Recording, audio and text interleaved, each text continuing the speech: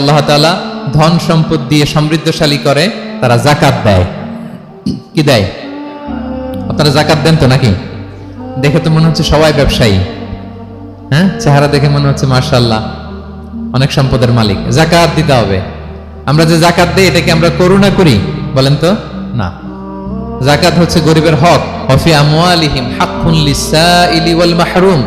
আল্লাহ বলে ধনীদের সম্পদে গরিবদের অধিকার আছে। তা আপনি যখন কারো অধিকার দিলেন, আপনি কি তার প্রতি করুণা করলেন? হ্যাঁ, অধিকার কি করুণা? বলেন তো না। আপনার সম্পদে গরিবের অধিকার, আপনি করুণা করেন নাই, বরং আপনার থেকে যাকাত নিয়ে ওই গরিব আপনাকে করুণা করে গেছে। কারণ যাকাত নেয়া তার জন্য আবশ্যক না, আপনার দেয়া আবশ্যক। ও যদি বলে আমি যাকাত দিব না, তো আপনি কারে দিবেন? ও যাকাত গ্রহণ করে আপনাকে বাঁচালো। তাহলে credit goes to them, thanks goes to them. ইসলাম চায় এই যে অর্থনৈতিক তারল্য, এটা সমাজে সবার কাছে থাক। এক পাশে গাছতলা, আরেক পাশে পাঁচতলা, এরকম বিভাজন ইসলাম চায় না। ইসলাম চায় সবার হাতে টাকা পয়সা থাক। কাইলা ইয়াকুনা দুলাতান বাইনাল আগনিয়াই মিনকুম। টাকা পয়সা যেন শুধু ধনীদের মধ্যে সার্কুলেট না হয়, সবার কাছে যেন যায়। এজন্য আল্লাহ বলেন তোমাদের সম্পদে গরিবের অধিকার আছে। এটা করুণা না, এটা অধিকার। আর যদি এই ফরজ ইবাদত আপনি আদায় না করেন, আল্লাহ বলেন কঠিন শাস্তি তোমাদের জন্য অপেক্ষা করছে। আল্লাযীনা ইয়াকনিজুনা আয-যাহাবা ওয়াল ফিদ্দাতা ওয়া লা ইউনফিকুনহা ফি সাবিলিল্লাহ ফাবাশশিরহুম বিআযাবিন আলীম।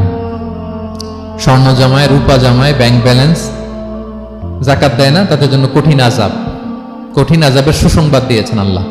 দুঃসংবাদ না, সুসংবাদ। মানে হেয় করে, তুচ্ছ করে আল্লাহ তাআলা বলেছেন। ছেলে ইংরেজি পরীক্ষায় ফেল করছে, মা বলে ফেল করছে না, পড়াশোনা তো নাই, তোমার বাবা আসুক, এমন মাইট দিবে, মাইট দিলে মজা টের পাবা। আচ্ছা বলেন তো, মাইট দিলে কি মজা লাগে না ব্যথা লাগে? কিন্তু মা কি বলছে?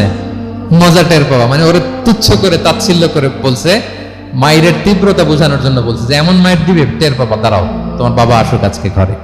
আল্লাহ ওইটাই বললেন।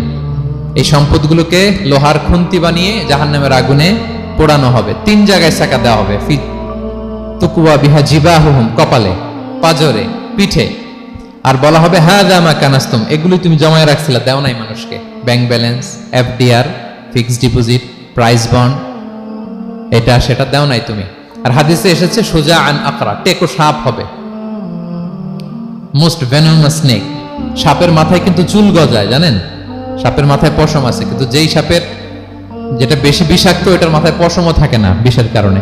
এরকম সাপ ওই সম্পদগুলো সাপ হয়ে ছোবল মারবে আর বলবে আনা মালুক, আমি তোমার প্রাইস বন্ড, আমি তোমার ব্যাংক ব্যালেন্স, আমাকে খাওয়ার জন্য তো রাখছিল, আজকে উপভোগ করো। আল্লাহু আকবার। আল্লাহ আমাদেরকে হেফাজত করুক।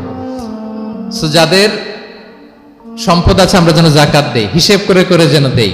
আপনাদের স্ত্রীদের যাদের অর্নামেন্টস, জুয়েলারি আছে, তারা যেন তাদের সম্পদের যাকাত দেয়। 25 গ্রাম যদি সোনা থাকে বা 595 গ্রাম যদি রূপা থাকে, অথবা এই পরিমাণ সম্পদ থাকে, ভাবিরাও যাকাত দিতে হবে। এটা ইন্ডিভিজুয়াল ইবাদত। আপনার যাকাত আপনার, ভাবির যাকাত ভাবির। আপনি চাইলে টাকা দিয়ে হেল্প করতে পারেন, কিন্তু ওনারও হিসাব করতে হবে এবং এটা কম্পালসারি, দিতেই হবে, দিতেই হবে।